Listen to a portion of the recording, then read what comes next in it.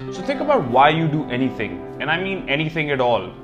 What is the driving factor behind every decision that you make? When you strip away all your layers of criteria, things such as money, pleasure, personal growth, envy, greed, what is the core thing that's driving your decision? I reckon the universal answer to this question is the perceived net state of happiness produced by the decision. You will pick the decision that makes you more happy or the one that makes you less unhappy if it's a negative decision that you have to make.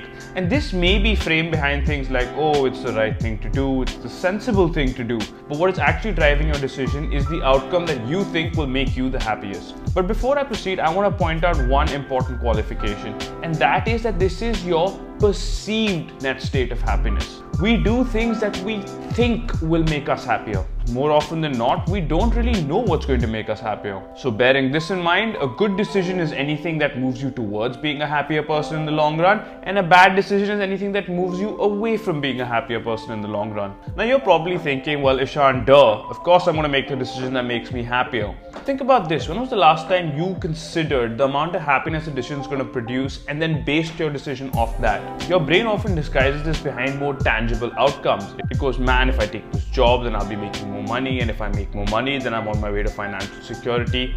Yay. But I reckon you need to follow this process down a little bit further.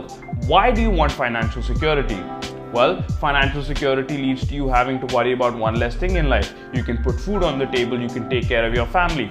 What does that do? It removes one worry from your life, and removing this massive worry from your life leads to a greater state of peace, a greater state of happiness. So what you really want is more happiness, and your brain is saying, oh, financial security will get me there. My point here is that I want you to recognize that this happiness algorithm is at the base of every decision you make, and that's why you should pursue it with intention. In addition to all the decision-making criteria at your disposal, make sure you consider, will this decision make me happier in the long run? You can't always know the right answer to this, but at least give yourself the best chance by realizing what you're aiming at. So I think a lot of these are choices that we make, and happiness is just one of those choices. And this is unpopular to say because there are people who are actually depressed, chemically or what have you, and there are people who don't believe that it's possible because then it creates a responsibility on them. It says, oh, now you're saying if I'm not happy, that's my fault.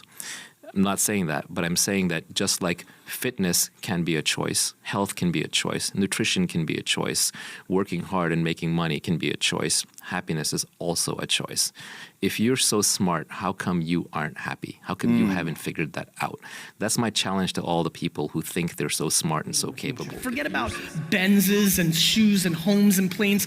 The ROI of life is not money, it's being happy.